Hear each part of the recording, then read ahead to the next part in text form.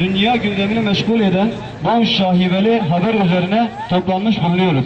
Basının açıklamasına hepiniz hoş geldiniz. Şeytanın görevini son 2-3 asırdır üstlenen ve insanlığa çirkef emellerine alet etmek isteyip ahlaksız ve fuhşiyat çukurlarına yuvarlanmak isteyen büyük şeytan rol modelliğinde birbirinden ayırt etmekte zorluk çektiğimiz iki ezeli İslam ve insanlık düşmanları olan fitnenin çıban başı olan ABD ve uşağı Siyonist devlet İsrail yine İslam peygamberi Hazreti Muhammed sallallahu aleyhi ve selleme hedef tahtasına oturtarak Müslümanların kutsallarına hatta dinlerinin özüne hücum etmeye, geleneklerini en üst seviyede sürdürmeye devam etmektedirler. Güneşin ziyasını asırlardır söndürmek isteyenlerin yaptığı şeytani versiyonların bir başka versiyonu daha.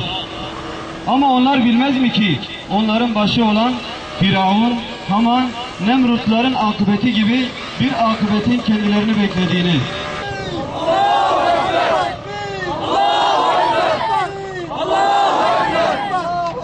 Evet, hepinize teşekkür ediyoruz.